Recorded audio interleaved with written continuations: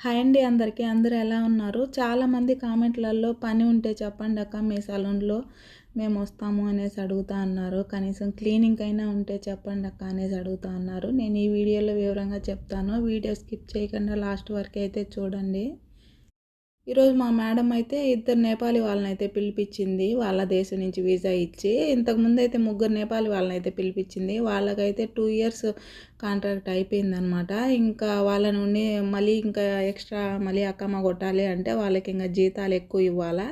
వాళ్ళకి ఎందుకు జీతాలు ఎక్కువ ఇవ్వాలా, వాళ్ళని వాళ్ళ దేశానికి పంపించేసి మళ్ళీ ఇంకా కొత్త వాళ్ళని పిలిపించుకుంటే నాకు అదే శాలరీకి వస్తారు కదా అనేసి మా మేడం అయితే ఈ విధంగా అయితే పిలిపించింది. కానీ ఇక్కడికి వచ్చినాకైతే తెలిసింది ఏంటంటే వీళ్ళకి అస్సలు పనులు రావడం లేదు. ఈ అమ్మాయి అయితే ఇంతకుముందు 2 ఇయర్స్ వర్క్ చేసిందంట కువైట్లో. ఏం వర్క్ చేసిందో ఏమో తెలియదు కానీ పనులు అయితే అస్సలు రావడం లేదు. ఈ అమ్మాయికి ఏంటంటే 2 ఇయర్స్ సర్వీస్ ఉంది కదా అనేసి ఇంకా జీతం ఎగస్ట్రా 220 జీతంకి అయితే పిలిపించింది. ఇంకా మేడమే రూమ్ ఇచ్చేటట్లు వీసా ఇచ్చి. ఈ విధంగా మనకి ఇండియా వాళ్ళకి ఎవరికైనా వీసా ఇవ్వమంటే అస్సలు ఎవరు ఎందుకో మరి ప్రతి ఒక్కరు ఇప్పుడు నేపాలీ వాళ్ళని పిలిపిస్తూ ఉన్నారు. వాళ్ళు తక్కువ శాలరీస్కి వస్తారు. ఇదే శాలరీకి మన ఇండియా వాళ్ళకి ఇచ్చినా కూడా ఫస్ట్ పనులు ఏం రాకుండా వాళ్ళు కూడా వస్తారు. కానీ ఇండియా వాళ్ళకి ఎందుకో అస్సలు ఇవ్వడం లేదు. ప్రతి ఒక్క సలూన్లోనూ నేపాలీ వాళ్ళనే పిలిపించుకుంటా ఉన్నారు. ఈ నేపాలీ వాళ్ళు వచ్చిన తర్వాత ఏంటంటే బాగా ఇక్కడ కోవిట్లో సర్వీస్ ఉన్న వాళ్ళు చాలామంది కొంచెం ఎక్స్ట్రా శాలరీస్ ఉంటాయి కదా, వాళ్ళందరినీ మాకు తక్కువకే వస్తున్నారు కదా, మిమ్మల్ని ఎందుకు పెట్టుకోవాలనేసి ఉన్న వాళ్ళని కూడా తీసేస్తూ ఉన్నారు. ఇప్పుడు మా సలూన్లో అదే జరిగింది.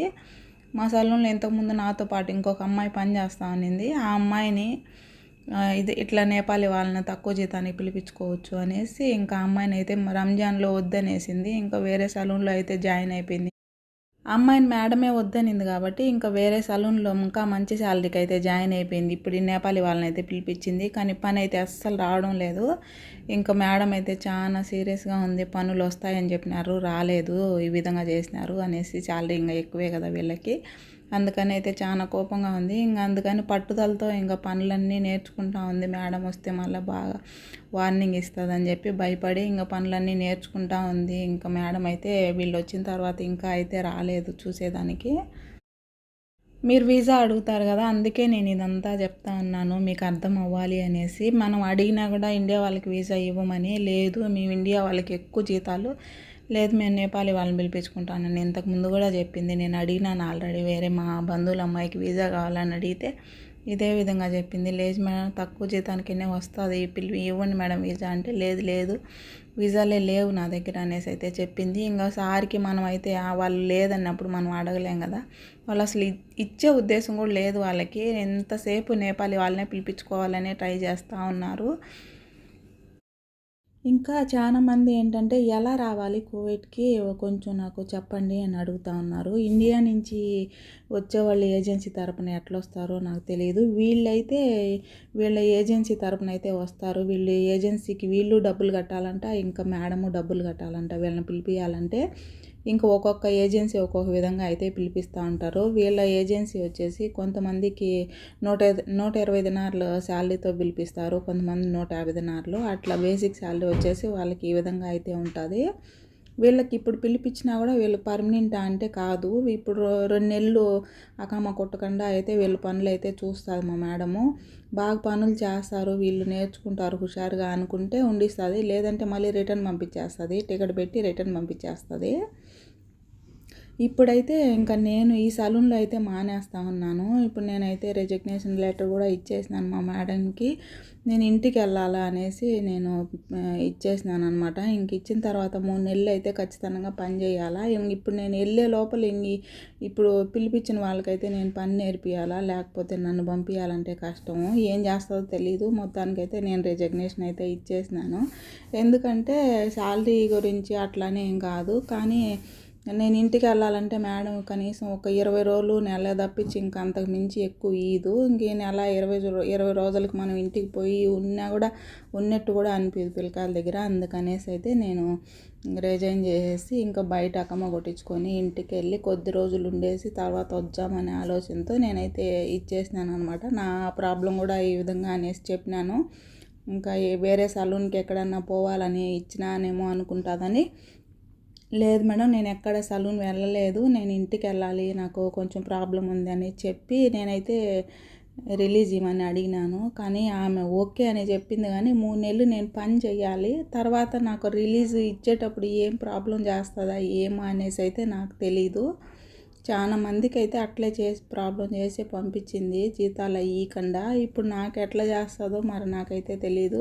ఇంకా ఈ 3 నెలలు చేసిన తర్వాత అయితే తెలుస్తుంది మా మేడం కరెక్ట్గా రిలీజ్ ఇచ్చిందా లేదా అనేసి. తర్వాత నేను వీడియో అయితే చేస్తాను. ఇప్పుడైతే వీళ్ళు ఇట్లా పనులు ఇదే విధంగా చేసినారంటే మా మేడం జీతాలు ఇవ్వడం కూడా కష్టమే అనమాట వీళ్ళకి. ఇంక వచ్చిందంటే ఇంక పిలిచి ఇంక బాగా క్లాస్ పీకుతుంది. పనులు వస్తాయని చెప్పినారు, చేయలేదు అనేసి.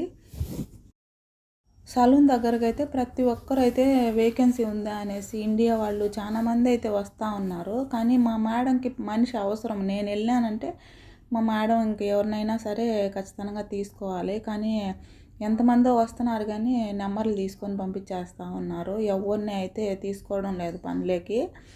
ఇప్పుడు నేను వెళ్ళడం అయితే మా మేడంకి ఇష్టం లేదు. ఇంకా చాలా మంది కస్టమర్లు ఉన్నారు నాకు. కానీ ఇంకా నేను వెళ్ళాలి అన్నాక ఇంకా ఆమె ఏం చేయలేదు కాబట్టి ఇంకా సైలెంట్గా అయితే ఉంది. ఎవరినైనా బాగా పనులు వచ్చిన వాళ్ళను పెట్టుకోవచ్చు, కానీ ఆమె పెట్టుకోకుండా ఇట్లా నేపాలి వాళ్ళని తక్కువకి వస్తున్నారు కదా అనేసి వీళ్ళని పిలిపించింది.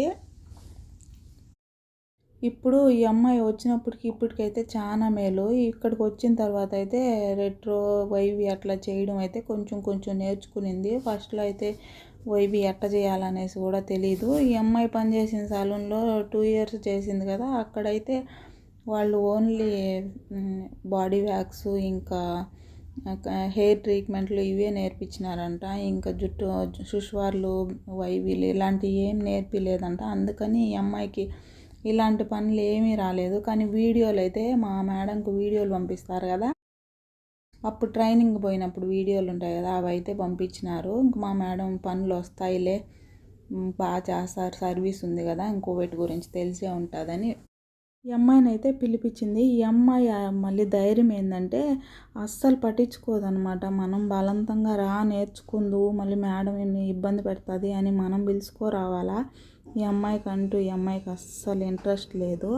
ఏం చెప్తుందంటే పంపిస్తే కూడా పంపిని, ఇబ్బంది లేదు, మళ్ళీ నేను వేరే సలూన్కి వచ్చేస్తాను కదా పంపించిన తర్వాత, ఇది ఒక్కటే ఏం కాదు కదా సలూను, మమ్మల్ని మళ్ళీ పిలిపించుకుంటారు కదా అనేసి చెప్తుంది. అంటే వీళ్ళ ధైర్యం చూడండి. వీళ్ళు ఇంకా మేడం ఫ్రీ వీసా ఇస్తుంది, ఇంకా ఫ్రీగా రూమ్ ఇస్తుంది, ఇంకా శాలరీ ఇంకా నార్మల్గా పని వచ్చిన వాళ్ళకి ఒక 200 పైనే జీతం ఉంటుంది, పని రాని వాళ్ళకి కొత్త వాళ్ళకైతే 154 జీతం ఉంటుంది.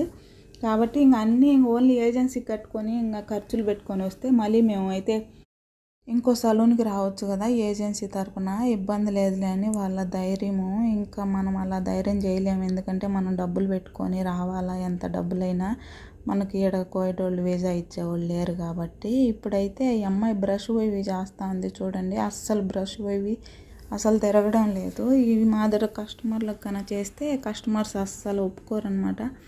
వెంటనే ఇంకా కంప్లైంట్ చేస్తారు బాగా చేయలేదు అని. ట్రై చేస్తూ ఉంది నేర్చుకోవాలి అని. ఇంకా వీళ్ళ ఫ్యామిలీ అంతా మొత్తం అయితే ఇక్కడే ఉన్నారు. ఇంకా అది ఇంకా కొంచెం ధైర్యం ఈ అమ్మాయికి. ఏం కాదులే, వెళ్ళిపోతే ఏం కాదు, మళ్ళీ రిటర్న్ రావచ్చు, మా వాళ్ళు ఎలాగైనా ఇంకొకరితో మాట్లాడైనా పిలిపిస్తారు అని. ఇంకో అమ్మాయి అయితే వచ్చినా అని ఏడుస్తూ కూర్చోండి. ఫస్ట్ టైం వచ్చిందంట కోవిడ్కి. అమ్మాయి ఇంతకుముందు వచ్చింది కాబట్టి కోవిడ్ గురించి తెలుసు. ఇప్పుడు ఇంకో అమ్మాయి అయితే కొత్తగా వచ్చిందంట. ఇంకా ఏడుస్తూనే ఉంది, నేను ఇంటికి వెళ్ళాలి, నాకు కోవిడ్ వద్దు, ఏమొద్దు అని. మేడం అయితే ఇంతవరకు రాలేదు. ఇంకా ఒకవేళ మేడం వచ్చినా కూడా వీళ్ళని వాళ్ళు అడుగుతానే పంపిదనమాట. ఒకవేళ ఆమెకు నచ్చకపోతే పంపిస్తుంది, కానీ లేదంటే 2 years ఖచ్చితంగా పని చేయాలా, పని చేసిన తర్వాతే పంపిస్తుంది కాంట్రాక్ట్ అయిపోయిన తర్వాత. ఇప్పుడు చూడండి వైవి చేసింది అస్సలు రాలేదని చెప్పి చెప్తా ఉంది. ఇంకా ట్రై చేస్తే వస్తుంది, ఇప్పుడైతే నాకు రావట్లేదు అని చెప్తా ఉంది. వీడియో నచ్చితే ప్లీజ్ లైక్ చేసి సబ్స్క్రైబ్ చేసుకొని ప్లీజ్ సపోర్ట్ చేయండి. వైవి ఎలా చేసిందో కామెంట్ చేయండి. ఓకే అండి, బాయ్.